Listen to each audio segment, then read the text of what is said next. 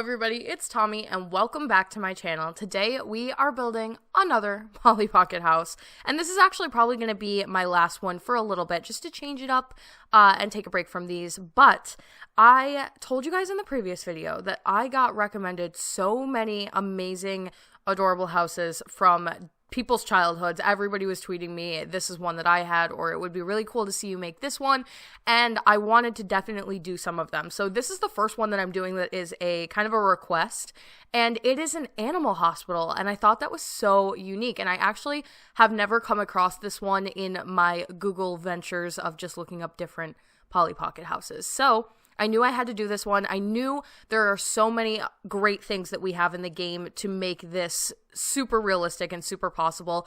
I, at one point, debated on actually making this kind of, or changing the lot type to make it a functional animal hospital or veterinary care center, but I didn't, just because I didn't know if I was going to have room for every single little thing, and I also don't know if every single thing in here would be functional with the way that I've kind of placed them all together and like compacted them into the compact case. So it is an animal hospital. There are going to be lots of stuff from cats and dogs in here, lots of animal references. It is based off of a real life one, so all of the colors that are chosen and a lot of the placement is based off of the actual Polly Pocket house that existed in real life. And I also changed the shape for this one. So like I've said in previous videos, I never really show the base creation on camera.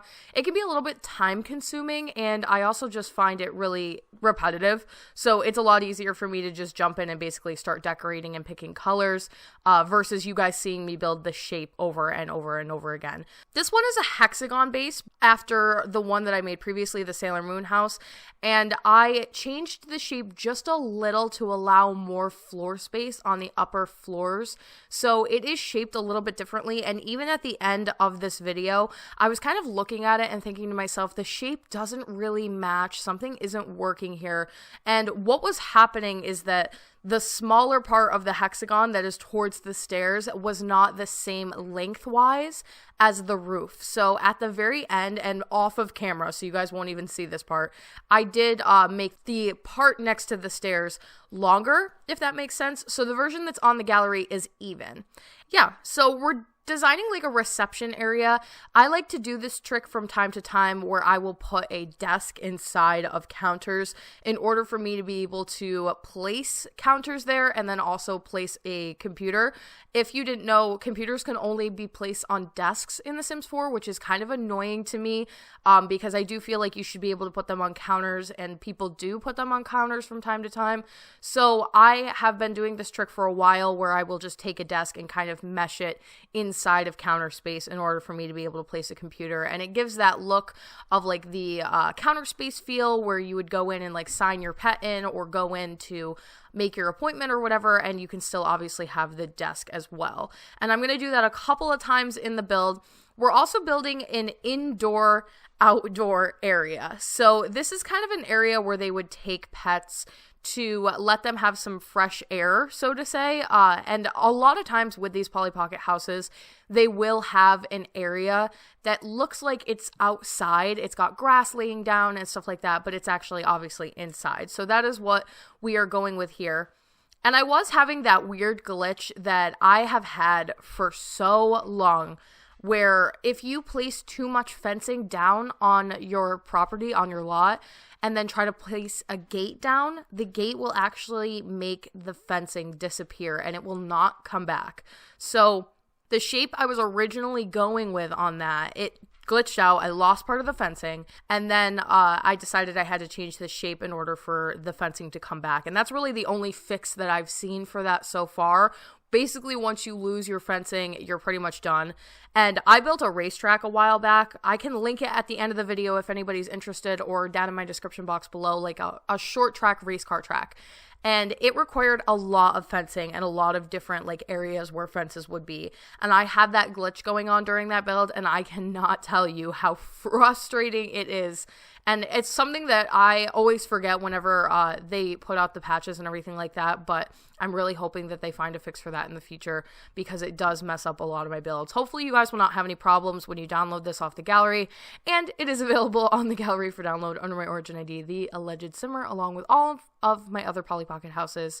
So yeah, we're basically just going to clutter up all of the spaces where you would go into kind of a room, and that is where, when you first walk in, I know the gate seems a little bit oversized and kind of ridiculous, but that's exactly how it looked in the Polly Pocket home, so I wanted to keep that feature. And it also looked to me that when you walked in, that was kind of the area where you would go into the different rooms with your animal. You check in, and then you go into a room. So we have a couple of different areas where the vets could possibly work, and I wanted to just give a few spaces with all of the medical equipment and some of the clutter medical items that we got from cats and dogs to make it look a little bit more fancy. And like I said, a lot of the stuff is packed in really tight, so it's probably not going to function as a real animal hospital. But I feel like if you deleted some of the stuff, if you want to download it and get rid of it, you could probably actually use it if you set everything up correctly. I've actually never played with any of this stuff before, so I didn't know what I should be placing and what was necessary and what wasn't. The only thing I could tell, obviously, is that there's two different versions of all of the medical equipment, and one seems to be like your starter, and the other one is the stuff that you get later down the line when you have a little bit more money. So I went with all of the later down the line stuff just to give that fresh, clean Polly Pocket look.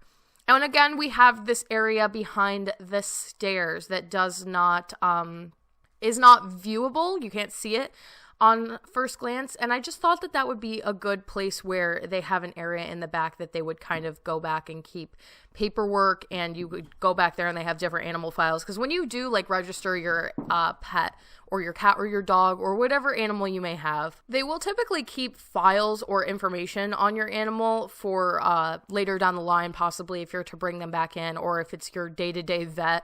And so I wanted to have a room where they could go in and have access to all the paperwork, and there's obviously some medical stuff on the wall for them to look at for reference, the veterinary technicians and all of that. And then for the different levels, we have kind of up the stairs I want to say it's like another medical room, but it's almost like a special one. It's meant to be kind of all on its own and maybe like a special like doctor medical room. I don't know. We needed more space for obviously cats and dogs to be able to come in and get the assistance that they need. And that's just how it was shown in the Polly Pocket house, of course. So I'm just going off of whatever they had going on. And sometimes it is hard to tell what is happening inside these houses, but this was a very clear image. So I tried my best to make everything look like it was supposed to. One thing that can be a little bit aggravating from time to time is just the window situation. So some of the Polly Pocket houses have windows and some of them do not. And a lot of times when they do, they have some kind of a sticker decal on the inside of them. So to kind of like show the outside, I guess you could say. And I find that placing down pictures that show some kind of an environment gives the same general feel without actually placing down a window, because if I place down a window, then obviously the window goes all the way through the wall and I can't put a logo on the other side without it being a little bit distracting. So in this build, we did use a couple of paintings to give the illusion of windows. And the color scheme overall for this is very much pink, blue, and green. And again, that's what I was going with based off of the Polly Pocket house. I added probably a little bit more blue and green than they had originally, but I find that pink is a very repetitive color for these houses. And I do like when they look very different from one another. So I tried to stray away from the pink a little bit. That being said, of course, a lot of the furniture ends up being pink and the rooms end up being like largely pink in color, but what can you do? Polly Pocket is very much associated with that color, so that's how a lot of them are gonna look. And then we have like a waiting area. So normally when you come into an animal hospital, the waiting area would be right in front of the desk. But for this house, it was actually 2 floors up. And I designed 2 waiting areas. One that is supposed to be like a waiting area for humans or people, and then a waiting area for your cats or your dogs. And there's a TV in there and some coffee, just the kinds of things that you would find in an animal hospital. And I've actually been to an animal hospital, like an emergency vet vet animal hospital twice. So that's kind of what I was thinking of when I was doing this build. The first time I had to go was for my dog Paisley. She jumped out of my car while we were driving down the road on the way to the lake, and yeah, it was not a good situation. She's totally fine now, but we did have to rush her to the emergency vet, obviously, to check for bone breakage and stuff like that.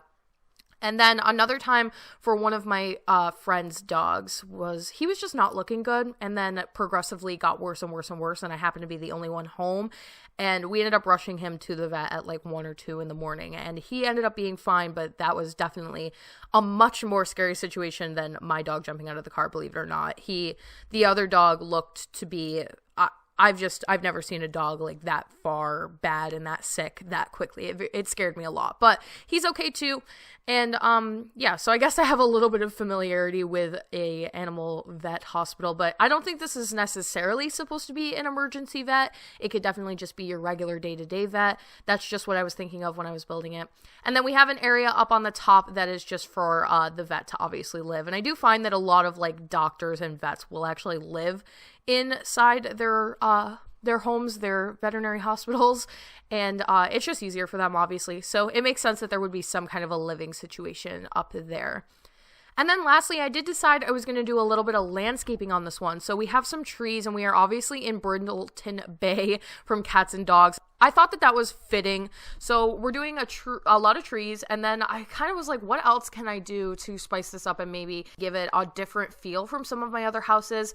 And obviously, this is the first one I've built that is some kind of a lot that is not residential.